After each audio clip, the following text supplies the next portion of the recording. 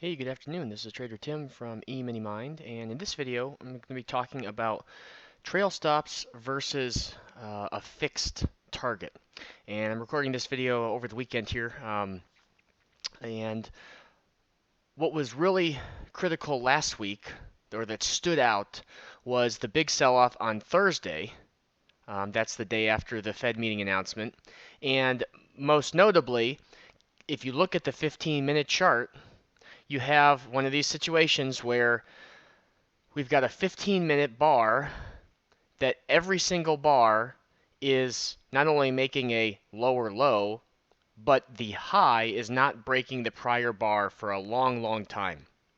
You kind of have the opposite effect after the Fed meeting on Wednesday, where every 15-minute candle or bar was making a new high, and the low was making essentially a higher low, as in we did not break the prior candle's low on the move up on Wednesday, and then Thursday we did not break the prior candle's high on the move down until much later in the morning.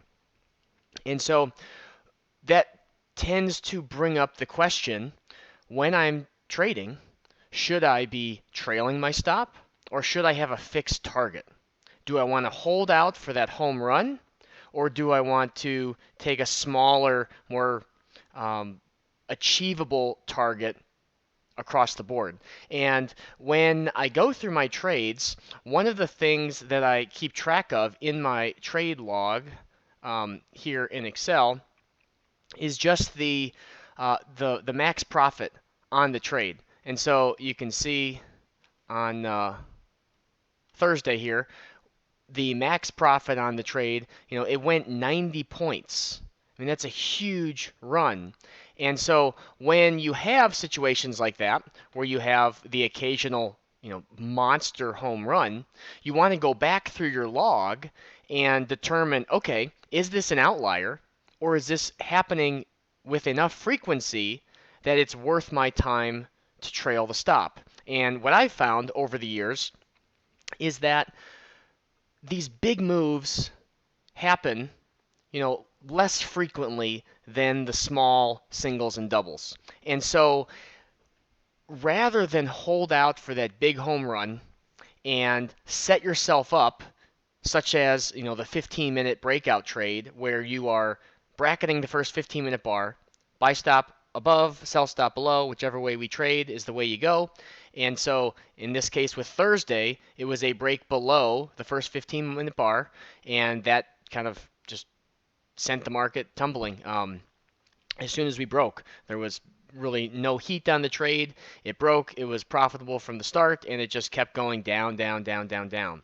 And so if you're going to trail your stop and you were to miss Thursday's trade, that's going to have a really big impact on your trading results. If you missed a 90-point move and all your other trades are like 4 and 5 points, your winners, that's going to have a huge impact on your trading. So what I've been doing for the last 6 months or so is having a fixed target on these 15-minute trades, because it's much more attainable. And when you have, a 20-point winner and you have that more frequently, how many 20-point winners is it going to take to make up for that 90-point winner? Well, if you figure instead of taking 90 points on a trade like this, if you only came away with 20, that means, essentially you have to have 3 other 20-point winners to add up to, 80 points. And so, 4.5 trades would give you, 20, 20, 20, 20 would give you 80 plus another 10. So those are the kind of things that I'm looking at when I go through my trades and I try to determine, okay, should I be trailing my stop or should I be taking a fixed target?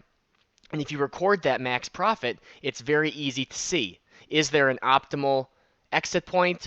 A lot of times with volatility, that can fluctuate over the years, but by and large, you can kind of get close to something that takes a good amount of profit with good reward to risk out of every single trade.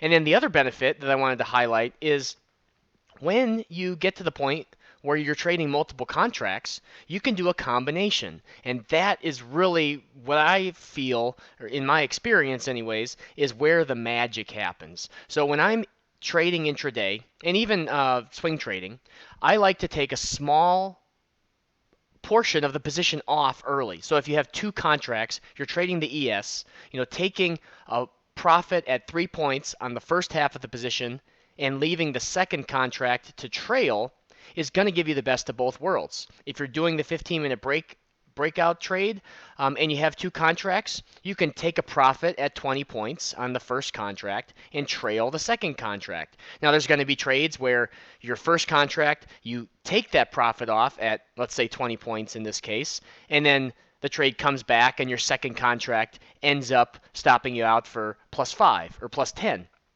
So in that particular trade, you'd say, well, it would have been more profitable to take both contracts off at +20.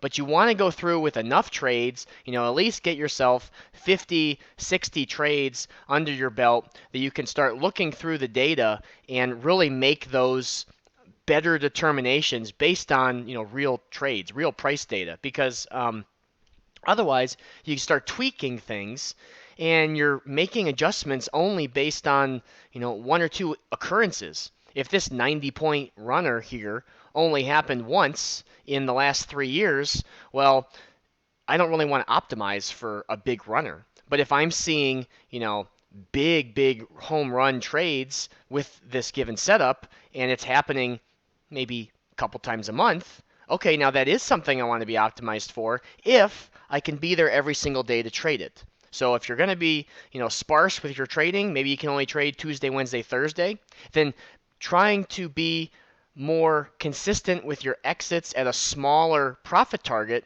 is going to give you more profit over the long run. Because if you miss Monday and that ends up being a big trail stop runner on Monday and it's not a trade you took, therefore it's not in your data set, now that can have a big impact on your trading. So if you can get to multiple contracts, or at the very least be trading the micros to learn how to trade multiple contracts and get experience there, you're going to find a lot more ease with your trading if you can have a small profit target and then a trail stop and do both of those essentially at the same time.